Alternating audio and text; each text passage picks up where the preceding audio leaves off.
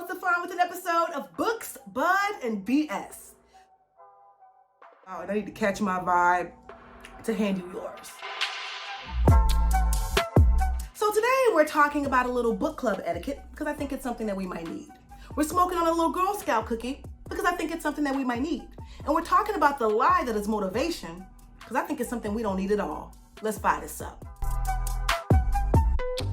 Seriously, like literally, let's fire it up. So here's the thing.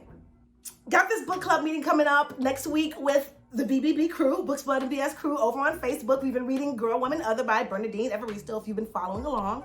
Planning for the meeting, realized we haven't laid down any ground rules for how a book club, should operate for all things to go well. So then I said, well, shit, what better time to do it than now before our first book club meeting? Guys, book clubs have protocols. Yes, it's leisure, it's nice, we're doing something together, it's fun, but then there are also like things that we should and shouldn't do to make the book club run as efficiently, smoothly, and lively as possible. When you enter this book club meeting, when you enter this book club as a whole, there are a few things you must know. Etiquette, if you will. Let's get into it. Before we get into that, though, I gotta get into this Girl Scout cookie, baby.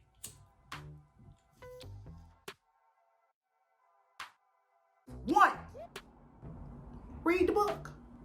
I mean, it's a book club. The point of the book club is for us to read the book, then discuss the book that we read. So when you come to the book club meeting, read the book. It's as simple as that. Step one. Book club etiquette rule number 2. You ain't really got to read the book. Just come to the meeting anyway and catch your vibe. Honestly, no one cares if you come and you sit pretty. Don't come here pretending that you read the book. Don't come keep trying to talk about the first 20 pages of the book because of those are the only pages you read. We've moved past that. We on page 250. You haven't gotten there yet. So you just sit there quietly and let us talk about it. There will be spoilers. That's your bad. We gonna talk all the good shit. That's your bad. But still, come on. It's a whole ass vibe. We're here to have a good time. Number 3, if you're late to the meeting, totally okay. We understand. Trains are delayed, traffic happens, music is played, you're dancing at the crib, we get it. You come on, you sit down, you shimmy in, and you get in where you fit in. Don't come disrupting the flow. And we're not going back. We can't catch you up to where we are now. You just come, you sit down, you grab a menu if we're at brunch, you sit quietly, you scroll through your phone or something if we're virtual, but you don't disrupt the flow. Late is okay, fucking up the vibe is not. Etiquette rule number 4, and this one might seem obvious, but it's not. At some point during the book club, you should discuss the book. It's a book club, fine. Of course we're going to discuss the book. Not necessarily. Some of the best book clubs I've been to, the meetings, we have mentioned the book for maybe like 5 minutes and talked fuckery the rest. And it was a freaking blast. When those meetings are going great like that, you still want to mention the book for at least a few minutes because there are those who have read the book who've come for the actual discussion. And we'll be doing that with the book club. It's a part of the etiquette. Them's the rules. Number 5. You really want to be certain that whoever you're inviting into your book club fits the flow. This is no offense to the person you're inviting. This is no offense to your book club, but flows matter. If you second guess for a second, should I invite? You shouldn't. If you gotta think about it more than just, of course this will be a good time. Of course these girls will love you. Of course this is the best group for you. If you second guess for a millisecond, the answer is no. Adding new members to a book club can really disrupt the trust, the vibe, the energy in the space. There is like a curation to book clubs that kind of happen early on in some cases. Some cases you can introduce new members and it flows and it's great. But then there's other cases when you introduce new members and they pissing across the street and your neighbor's fucking brownstone and they talking about your hair. Like this is, I'm talking about, I done had my fucking experiences. You don't want to know nothing about it. So you really want to be very, very careful. Number 6. This is in regard to your book recommendations when it's your turn for a book of the month. Any book over 450 pages, I'm gonna say 475 to be loose with it, should not be recommended. We're not reading that shit. Don't do it. We're reading a book a month. We also have like full-on ass lives. You do too. Don't play us, don't play yourself. Read The Fountainhead on your own time. Read The Secret History on your own time. Stick to the sweet spot, 450, 425, $3.75 if you really want to make us happy. Try to stay within that range. Please and thanks. Number 7. When you recommend a book, right, it can feel very personal because you're putting this out there to say, hey, this book has interested me. I think it might interest all of us. Let's read this collectively. I think we should discuss. If this happens and the reviews come back bad, try not to take that personally. Sometimes it can feel like, well, damn, ain't nobody like the book. Good news is you ain't writing it. So if you recommend a book and no one else writes, that no one else likes, Freudian slip there, take that in stride. Learn to read the room. If you choose cheesy books for yourself, you keep that personal. When it's for the group, if you ain't good at choosing books, try not to choose it at all. It's okay. 8. If your book club really litty, right?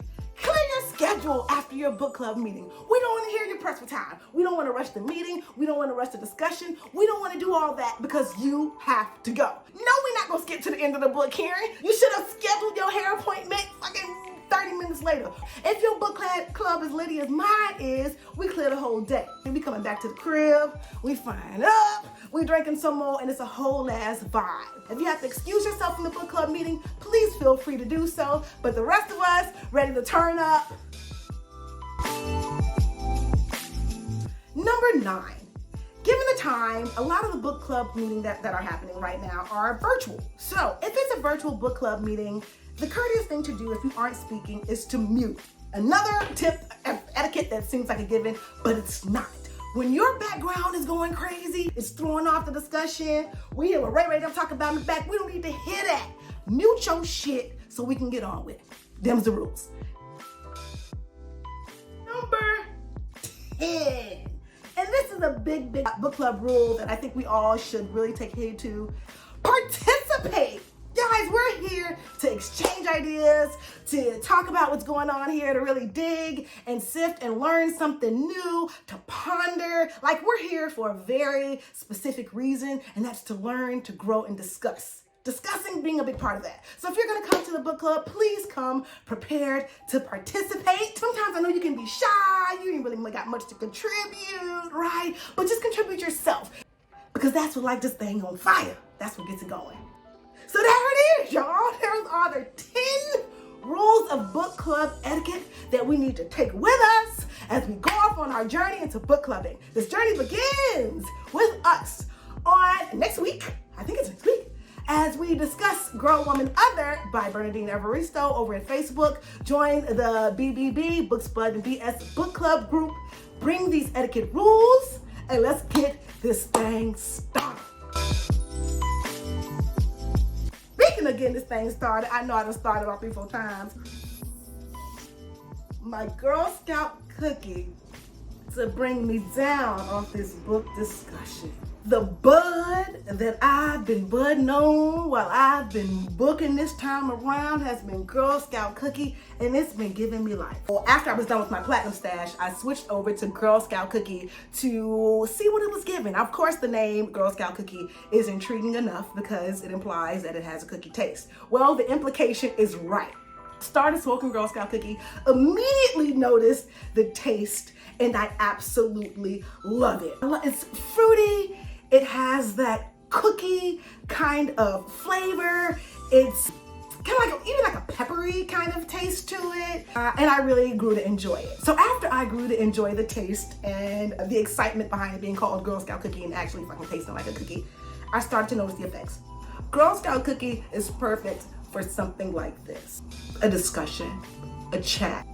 I smoked Girl Scout cookie last night and I talked for hours with a few friends of mine. You're relaxed, but you're still up and chatty. It's a hybrid, right? Yes, OG Kush mixed with like Durban Poison. So the sativa here is like a strong ass sativa. So you're up, but the indica here is mellow enough, but it's not too sedating that it's gluing. So it's really nice. Girl Scout cookie is a whole ass vibe.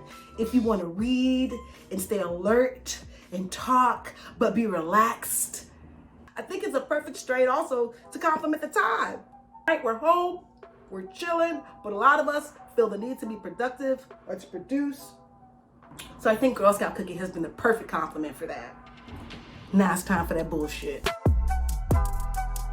Okay, let's say that you do in fact feel the need to produce right now. You're in a productive space, you want to get some things out there, you want to get your mind, your body, your spirit together and all of that good stuff.